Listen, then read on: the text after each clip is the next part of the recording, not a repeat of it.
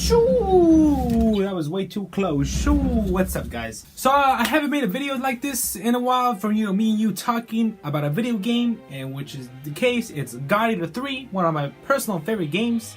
Well, now.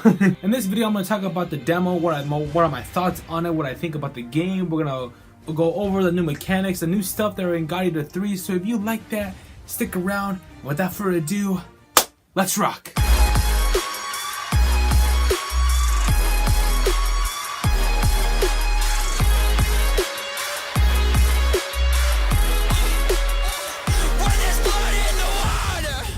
I personally did enjoy the demo a lot. I enjoyed it a lot. It feels smooth, it feels refreshing with the new mechanics of the game. It's a new God Eater and it feels like a new God Eater. Not like the other past games, which is a copy and paste from the previous games. With a few new things added here and there. God Eater Resurrection having the Predator style and a new story arc, the Resurrection arc with some new animations. God Eater 2 Rage Burst having the Blood Arts and the Blood Rage. But with God Eater 3, the movements feel nice.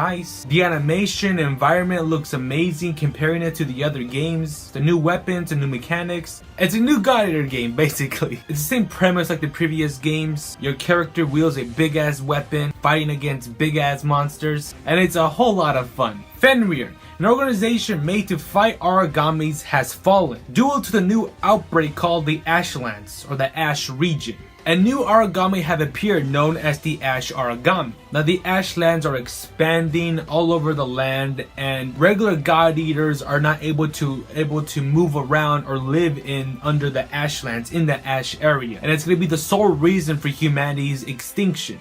A similar plot to God Eater 2 Rage Burst, but instead of the extinction, it's people getting sick, people dying from the blood rain and causing the Black Plague. But this time more around, it's more that this Ashlands situation is going to extinct humanity for good. And as new origami appear, as well new God Eaters appear in this game, known as the Adapted God Eaters, or Age God Eater for short. Unlike other God Eater, these God Eaters are made to fight in the Ashlands and are able to fight these new origami in these lands, but they don't have the freedom as the other God Eaters. They're imprisoned and treated like slaves, which is why they have dual bracelets that are more like handcuffs than actual guard arc bracelets. The reason for them being treated like slaves and in prison is because of their physical abilities and high resonance abilities, which makes them closer to origami than humans. That's the overall story that we have gotten so far. That's what they're selling it to us. There's probably going to be more plot twists in the full story, but that's so far what we got so far. And I like it. That's the whole mindset that I have. Maybe there's more details in other trailers, but I want to go into the story fresh. I'm not worried about this God Eater story, God Eater 3 story.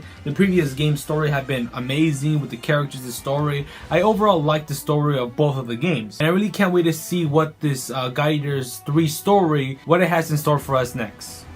Now these origami appear in the Ashlands and are more powerful than the regular origamis, of course. These origamis are able to go into burst mode if they take a bite out of you. What this does, it makes your attack stronger, it makes you go faster, it makes your stamina recover faster, and as well your oracle cells recover as well, which is your ammo for your gun. Now these new origami take a bite out of you, and if they go into burst mode, their abilities and behavior changes throughout the fight, or while they're in burst mode. And if you are bitten, you're unable to use some of the abilities for a short time. The designs of these new origamis look cool. I like the design of it. I wonder if this God Eater game is going to have all new origami. We're probably not going to see any old origami, or maybe we will. But for right now, all we're getting is the new designs of the origami.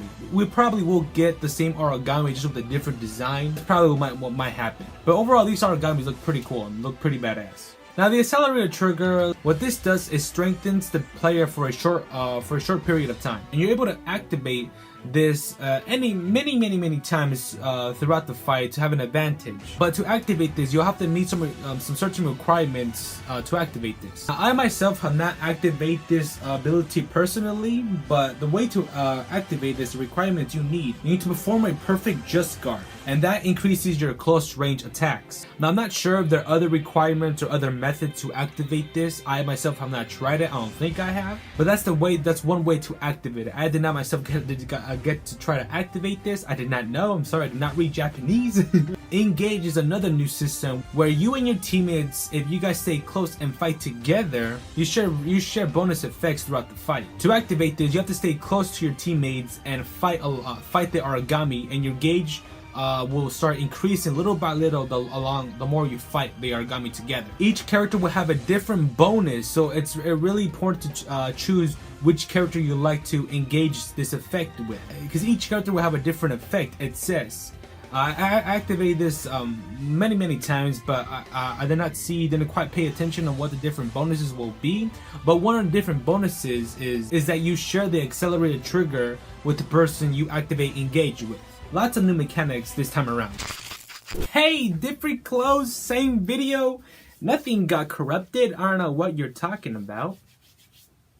So arts are not new in the God Eater franchise. Arts were introduced in God Eater 2 Rage Burst, known as Blood Arts. Blood Arts give you special ability to use in certain moves of your weapon. And some of the moves of the weapon that you choose are really cool, and some are pretty overpowered. I had a lot of fun in Rage Burst using a lot of the Blood Arts, testing out which one does what, which one is the best to use against fights, which one's more fun, which one looks more cool, and which one looks more anime.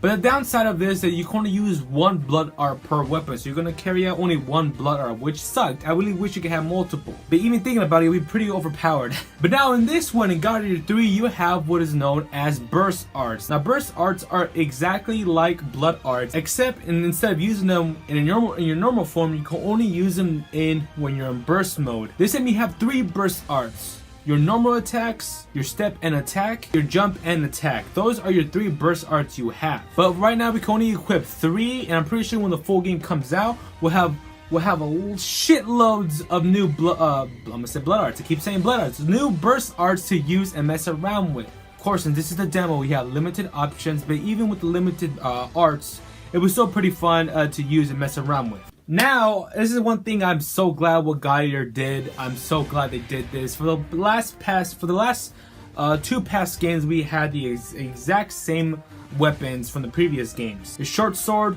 long sword, your burst sword, your scythe, your long spear, and your hammer. And as for the guns, you have your assault, your shotgun, your cannon, and your sniper. But now this time we get some new weapons. We got 2 new weapons. The Biting Edge, which is a dual wielding sword which can transform, which can turn into a don't know the proper term for this, but into this basically. You got the Heavy Moon, which is by far my favorite weapon in the entire fucking game. It's badass, it's unique, I love it, and I really want more weapons. I know what's gonna be my main. The heavy blade's gonna be my main for sure. Of course, I'm gonna mess around with the Biting Edge, but for sure the Heavy Moon, the Heavy Blade is for surely my favorite one of the bunch.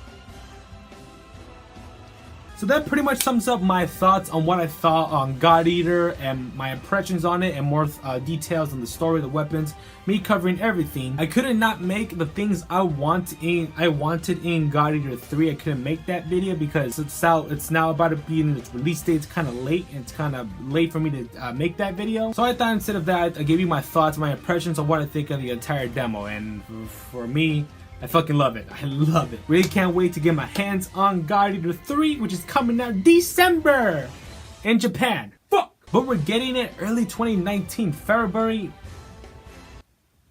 13? 19? I forgot. Here's the date. So expect a full playthrough of God Eater 3. And if you have seen my previous playthroughs of the God Eater's games, God Eater Resurrection and God Eater Rage Burst, it's gonna be the exact same thing as those playthroughs. So I really can't wait until the full game comes out. Yeah, I'm pretty hyped. So thank you guys for watching. This video, a thumbs up if you guys enjoyed it. My name is Brian, also known as Bray, and I'll see you guys next time. Later.